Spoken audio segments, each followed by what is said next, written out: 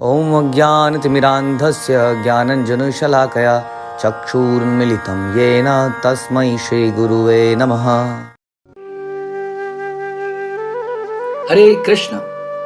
आप सभी का स्वागत है। हम पढ़ रहे हैं भगवद गीता अध्याय 2 गीता का सार, श्लोक संख्या 30। देहि नित्यम् अवध्योऽयं देहे सर्वस्व भारत तस्मात् सर्वाणि भूतानि न त्वं शोचितुम् अर्हसि। हे भरतवंशी, शरीर में रहने वाले देही का कभी भी वध नहीं किया जा सकता, अतः तुम्हें किसी भी जीव के लिए शोक करने की आवश्यकता नहीं है।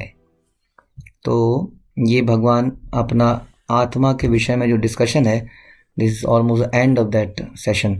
तो भगवान ने गीता में बहुत सारे श्लोक पीछे बताए आत्मा के बारे में। तो ये अब उसके ज्ञान को एक तरह से समाप्त करते हैं इस श्लोक के साथ कि ये सब कुछ सुनने के बाद हे अर्जुन तुम्हें समझना चाहिए।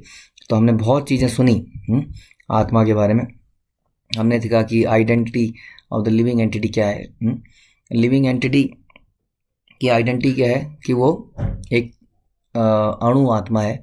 क्या कहेंगे इसको हम, एक सेपरेट लिविंग एंटिटी है जो कि कभी भी उसका अस्तित्व हमेशा बना रहता है।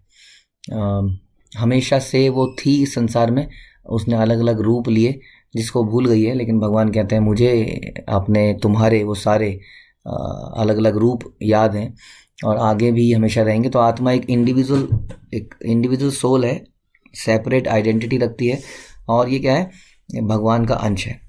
उसके बाद हमने ये भी सुना कि शरीर में और आत्मा में क्या क्या डिफरेंसेस हैं। हमने सुना कि आत्मा जो है हमेशा जीवित रहती है, शरीर हमेशा ही मृत रहता है। इन दोनों के मेल से ये हम जीवन इस संसार में देखते हैं। वास्तव में आत्मा इस संसार में एक भौतिक शरीर धारण करती है और आध्यात्मिक जगत में यही आत्मा आध्यात्मिक शरीर धारण करती है। आत्मा भगवान के धाम से आई है, लेकिन इस संसार में वो माया के कारण अपने असली स्वभाव को भूल गई है और इस संसार को परमानेंट मान के यहाँ पर परमानेंट एंजॉयमेंट ढूंढ रही है, which is not possible because यहाँ की वस्तुएं खुद ही परमानेंट नहीं है। इस संसार में जो भी वस्तु दिखती है वो परमानेंट नहीं है। तो उसके अलावा बॉडी में चेंजेस हम देखते हैं सोल की वजह से, लेकिन सोल में वास्तव में कोई चेंज नहीं आता है। और बहुत सारे हमने सोल वर्सेस बॉडी के बारे में समझा। उसके बाद में हमने ये भी समझा कि आत्मा अमर है, अजर है। इसका मतलब ये नहीं है कि आत्मा की व्यक्ति की किसी प्रकार की हिंसा करी जा सकती है क्योंकि आत्मा अमर है। तो प्रभुपाद ने भी हमें बताया कि इसका मतलब ये नहीं कि आप मनुष्यों को तो खैर कौन मारने पे सरकार के इतने सारे नियम हैं, लेकिन जानवरों को भी नहीं मारा जा सकता है इस थ्योरी के इस हिसाब से कि आत्मा तो अमर है। तो इसलिए ये किसी भी तरह का वायलेंस को एनकरेज नहीं करता है, जो अभी हमने ज्ञान लिया आत्मा का पिछले कुछ दिनों में। लेकिन इसके बावजूद भी हमने ये भी समझा कि कभी कभी वायलेंस जस्टिफाइड हो जाती है नियमों के आधार पर। कभी किसी को दंड देने से, जैसे हम कई बार किसी बच्चे को दंड देते हैं या गुरु शिष्य को दंड देता है किसी भी प्रकार का, तो वो जो दंड भी किस लिए होता है, उसके हित के लिए होता है। जो प्रारंभ में बड़ा बुरा लगता है लेकिन वास्तव में वो उसके हित के लिए होता है, ऐसा हमने शास्त्रों से सुना। और यहाँ पर अर्जुन जो है, अर्जुन के माध्यम से भगवान कुरुक्षेत्र के युद्ध में कुछ इसी प्रकार का दंड देना चाह रहे थे, जिससे कि उनका वास्तविक में हित ही होना था। कि दंड से हमेशा हित ही होता है वास्तव में, बट दंड लेने वाला उसको कैसे ले उस पर डिपेंड करता है। तो यदि इसके पीछे उद्देश्य अच्छा है, और भगवान का उद्देश्य हमेशा ही अच्छा है जीवात्मा के लिए, हर किसी के लिए, तो इसलिए वो कभी हमें जो हमारे जीवन में हमें दंड लगता है या कठिन समय लगता है, वो भी हमारे प्योरिटी के लिए और हमें स्ट्रॉन्ग बनाने के लिए होता है। तो इस प्रकार से कुछ अनजस्टिफाइड वायलेंस है और कुछ जस्टिफाइड वायलेंस है। अनजस्टिफाइड क्या है, यदि कोई कहे कि आत्मा तो अजर है, हमारे हम इसलिए किसी को मार दें तो क्या फर्क पड़ता है।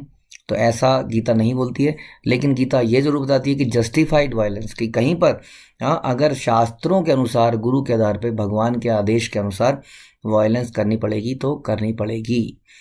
और हमने इसको ये भी समझा कि although we have example of Arjun and Hanuman, but इसका ये भी मतलब है कि किस प्रकार से हमें कई बार अपने पॉइंट को सही तरीके से रखने के लिए उस पर अड़िग होना पड़ता है, क्योंकि संसार के लोग कई बार हमें करने नहीं देते हैं जो हम करना चाह रहे हैं।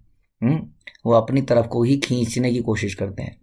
अगर हम अध्यात्म की तरफ जाते हैं तो वो अपनी तरफ को खींचते हैं। ऐसे में हमें अपना पाँव जो है अंगद की तरह कई बार रखना पड़ता है।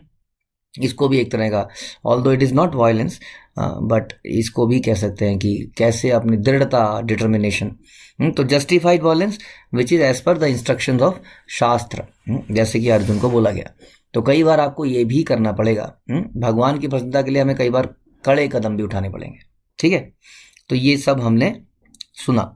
उसके बाद प्रैक्टिकल एप्लीकेशन क्या है, अर्जुन को भगवान ने ये सारे श्लोक बोले। उसके बाद में बोले कि हर किसी की अपनी एक ड्यूटी होती है हर आश्रम के अंदर। क्षत्रिय, हाँ, उसकी एक अलग से, क्षत्रिय आश्रम की एक अलग से ड्यूटीज़ हैं, और वैसी हर आश्रम है। अलग अलग आश्रमों के अलग अलग वैश्य है, शूद्र है और ब्राह्मण है। इन सब की अपनी अपनी ड्यूटीज़ हैं। हमें अपनी अपनी ड्यूटी समझनी पड़ेगी कि ब्राह्मण की क्या ड्यूटीज़ हैं, क्षत्रिय की क्या है। प्रायः हम भूल चुके हैं आजकल कि ऐसा भी कोई डिवीज़न होता है। ऐसा डिवीज़न हमने कास्ट के बेसिस पे बना लिया है। वास्तव में कास्ट के आधार पर नहीं है, ये कर्मों के आधार पर। और हर इस क्षेत्र में हर व्यक्ति की अलग अलग ड्यूटी है। ऑल्दो ऐसा शास्त्र कहते हैं कि कलयुग में सारे ही शूद्र हैं, क्योंकि उनके काम काज ऐसे हो गए हैं। लेकिन अगर हमें समझना है कि क्षत्रिय की क्या ड्यूटी है, तो हमने उसको समझा कि किस प्रकार से क्षत्रिय को नागरिकों की सुरक्षा बड़ी इंपॉर्टेंट है। लेकिन क्यों इसलिए इंपॉर्टेंट है, ताकि जो नागरिक हैं, जो प्रजा है, वो भगवान की भक्ति बिना किसी डर के कर सके। उनको चोर उचक के, किसी के अटैक और किसी प्रकार का भय ना हो। जैसे कि घर में एक जो सीनियर व्यक्ति है, घर का जो पुरुष है कह सकते हैं, हाँ, उसका ये दायित्व बनता है कि वो अपने परिवार वालों को आध्यात्मिक उन्नति करने दे, और उसके लिए ऐसा एटमॉस्फेयर क्रिएट करे कि घर का हर मेंबर आध्यात्मिक उन्नति को कर सके, और उसके बीच में कोई रोक टोक ना आए। ये घर के मुखिया का एक्चुअली में काम है कि ऐसा माहौल बनाया जाए कि हर कोई अपने कृष्ण भावनामृत को जागृत कर सके। उसके लिए वो फैसिलिटी बनाए, कभी उसके रास्ते का रोड़ा न बन जाए, इस तरीके से। तो ये घर के मुखिया का दायित्व है, जैसे क्षत्रिय का दायित्व है। तो हमने समझा कि जिस प्रकार क्षत्रिय, उसी प्रकार ब्राह्मण हो, शूद्र हो या वैश्य हो, कोई भी हो, ये सारे काम किस लिए करते हैं? भगवान की प्रसन्नता के लिए करते हैं। तो इसलिए यहाँ पर भगवान अर्जुन को बता रहे हैं, क्योंकि तुम क्षत्रिय हो, इट इज़ वेरी इंपॉर्टेंट कि अगर कौरवों जैसे लोग सरकार चलाएंगे तो धर्म का ह्रास हो जाएगा। जैसे कि हिरण्यकशिपु ने जब सरकार चलाई तो उसने सारे भगवान के मंदिर तोड़वा दिए। तो जब इस प्रकार की सरकार बन जाती है तो क्या होता है? इस प्रकार की सरकार बन जाती है, धर्म को प्रोत्साहन मिलने के बजाय उसको दबा दिया जाता है। जैसे कि रशिया में शुरू में, जब रशिया एक जॉइंट कंट्री थी, तो उस वक्त जब प्रचार किया गया, तो आप जानते हैं कि जब कई हमारे भक्तों को पकड़ के जेल में बंद कर दिया गया या ऐसा अत्याचार किया गया, वो क्या करते थे, एक ब्रेड की वो लेके आते थे ट्रक, एक ब्रेड का ट्रक लेके आते थे, और उसमें से ब्रेड देते थे, बांटते थे, और बोलते थे, देखो it is not Krishna, it is we who are giving you bread. चाहिए तो बोलो, इस बात को एक्सेप्ट करो पहले। क्योंकि हम बोलते थे कि देने वाले भगवान, बोलते हैं कहाँ है, तो अपने भगवान से मांगो, तुम भूखे मर रहे हो, देखो हम तुम्हें ब्रेड दे सकते हैं। तो इस तरह की सरकार जो है, इस तरह के क्षत्रिय अगर बन जाएंगे तो धर्म को बिल्कुल, धर्म का सर्वनाश कर देते हैं। वो यही दिखाते हैं कि करो और खाओ। वो किसी हायर सुपीरियर अथॉरिटी पे सरेंडर, बिलीफ करने की बात नहीं करते हैं।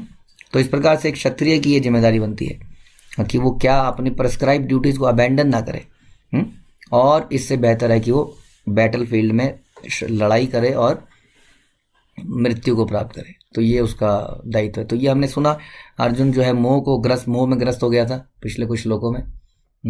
तो भगवान ने कई तरीके से आत्मा के बारे में बताया कि यदि तुम समझते हो कि ये मर जाती है, तो भी कोई शोक करने की बात नहीं है, और बार बार पैदा होती है, क्योंकि इसका मतलब तो इन्होंने मरना ही है। यदि तुम सोचते हो कि ये अमर है, तो भी कोई चिंता की बात नहीं है, क्योंकि तो एनीवे मर ही नहीं सकती है। और तो कई तरीके से भगवान ने अर्जुन को समझाने का प्रयास किया कि इस चीज़ के बारे में मत सोचो, क्योंकि this is something to be decide by her authorities. कई बार हम बैठ के कई बार सरकार को बहुत कोसते हैं, घंटों की सरकार को ऐसा करना चाहिए था, इसको ये नहीं करना चाहिए, इसको वो नहीं, और बड़े टेंस हो जाते हैं लोग कई बार। हाँ, इसको हम कहते हैं area of concern and area of control या एरिया ऑफ इन्फ्लुएंस। कई चीज़ें ऐसी होती हैं जो हमारी एरिया ऑफ कंसर्न तो है, हमें चिंता तो है, लेकिन हम कुछ कर नहीं सकते हैं उसके बारे में, और कई चीज़ें ऐसी हैं जो हम कर भी सकते हैं। तो क्यों ना ऐसी चीज़ों के बारे में फोकस करा जाए जहां हम कुछ कर सकते हैं। लेकिन हम देखेंगे, अगर आप माइन्यूटली, हमारे घंटों निकल जाते हैं ऐसी चर्चाओं में जहां हम कुछ कर नहीं सकते हैं, जस्ट चर्चा का विषय बन जाता है। तो आत्मा पैदा होगी नहीं होगी, कौन क्या करेगा, ये तो भगवान का रोल है। हमें क्या करना है, हमें अपना दायित्व निभाना है। उसके बाद क्या निष्कर्ष निकलेगा वो हमारे हाथ में नहीं है, हमारे कंट्रोल में नहीं है, उसमें हमारा वो is not our area of influence. तो उसे हमें भगवान को छोड़ते हुए अपने कर्तव्यों का पालन करना चाहिए, ऐसा अर्जुन को भगवान ने बताया। तो बहुत ही महत्वपूर्ण, भगवान ने बहुत ही एनालिटिकल तरीके, ऐसा नहीं बोला हे अर्जुन मैं बोल रहा हूँ ना तो तुम्हें आप जाके करना ही पड़ेगा, ऐसा ना कह के बहुत अच्छी तरीके से उनको समझाया। और अब जो है दूसरे सत्र में हम गीता के जाएंगे, एक नई तरह की टीचिंग्स। अभी हमने आत्मा के बारे में बहुत कुछ जाना। आपका बहुत धन्यवाद। भगवद गीता की जय, श्रील प्रभुपाद की जय।